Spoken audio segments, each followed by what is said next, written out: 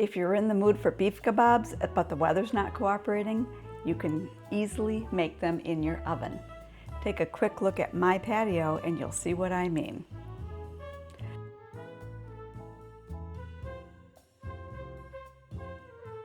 So let's make some in the oven.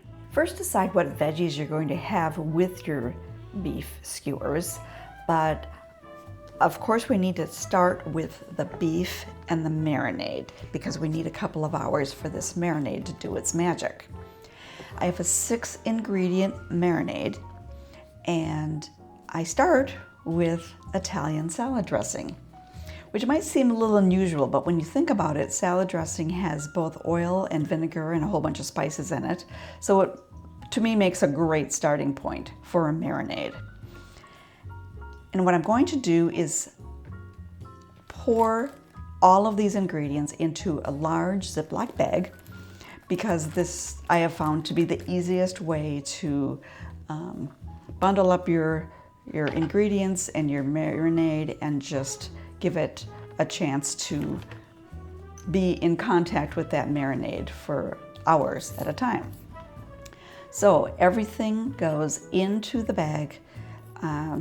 You can see it looks kind of chunky in there, especially the mustard, but don't worry, that'll all break up. So I'll close it and just kind of mush it around a little bit, but I don't spend a lot of time trying to get this all perfectly mixed, and you'll see why in a minute.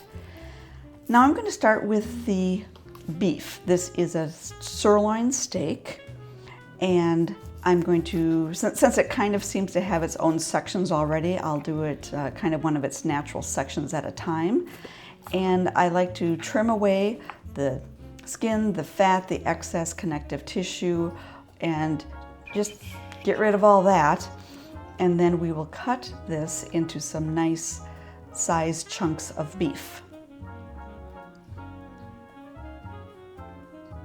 Now, the size is somewhat up to you.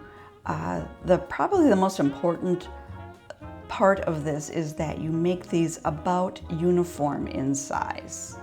So just kind of go for something that approximates a cube, but every piece of steak won't necessarily accommodate that, and you just do the best you can.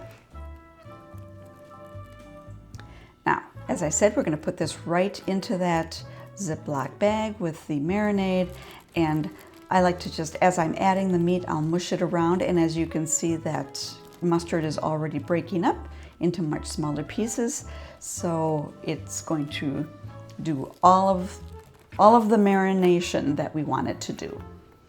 Now I'm not going to show you every single slice I make here, that would be quite tedious, but I do want to show you what I do with these thinner pieces, because there are sections of this steak that are thinner than others, and so you need to have a way of kind of dealing with that, because it's tough to make uniform size pieces when some of the steak is like half of the thickness of the other. So like with this strip, you can see even like one side of it is thinner than the other. So with these really thin pieces, I'm going to cut these in a way that I plan to fold them over when I'm putting them on the skewer. So again, those thin pieces, thick pieces, doesn't matter. They're all going to go in the marinade the same way. Mush it around, and then I'll finish up with the rest of these. And again, add it to the bag. And with that, we have all of the chunks of beef now in this bag. I like to kind of fold things over, make sure all the marinade ingredients are kind of right on the beef, and I get rid of as much of the air as possible. And then this marinade now is going to, or this bag I should say, of beef and marinade is going to go into the refrigerator. And I like to marinate for a minimum of an hour, anywhere up to 8 hours, before I start building my skewers. But when it is that time, first soak my bamboo skewers. If you have metal, this is not necessary, but I do have bamboo, so I always soak them before I cook with them.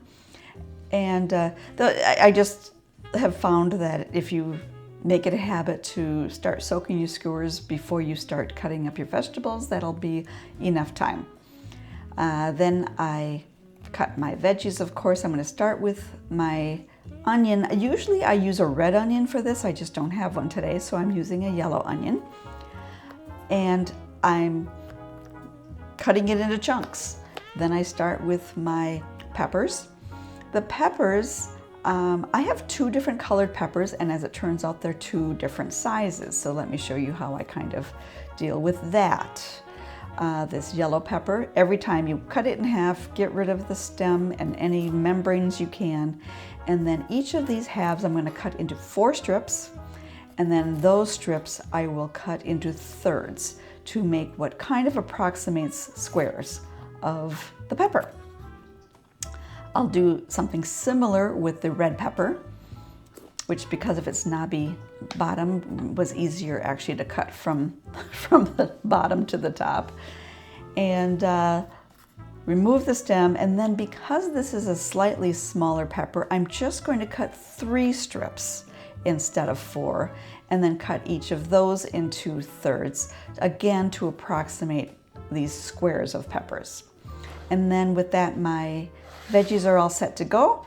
I can get the beef out, but I decided that I would pour all of this into a colander that's sitting in a shallow bowl just to kind of help drain it a little bit.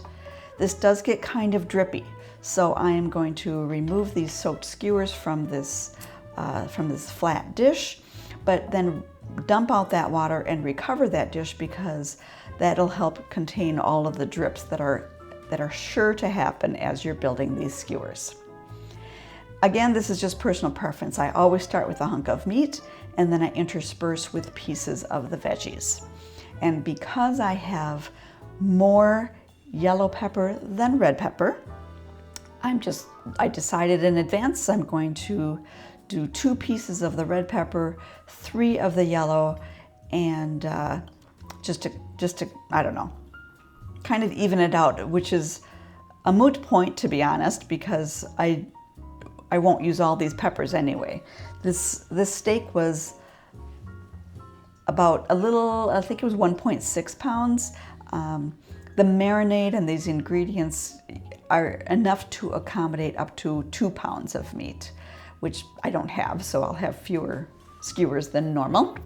But anyway, I intersperse my meat, my veggies. I'm going to top this off with a tomato. I'm using Campari tomatoes. They're bigger than cherry, but smaller than Roma. They seem to be about the right size for how I like these to turn out.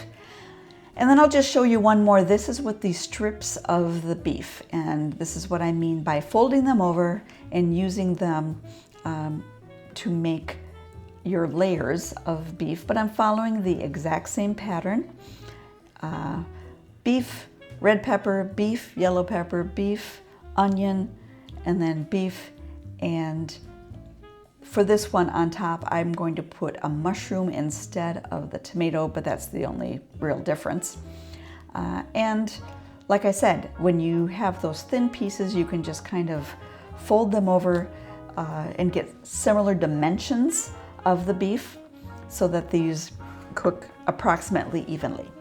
Then once all your skewers are ready to go, I'm transferring them to a baking sheet that's been lined with parchment. I'm going to bake them for about 15 to 20 minutes, and you might want to think about using the broiler at the end of that just to finish them off.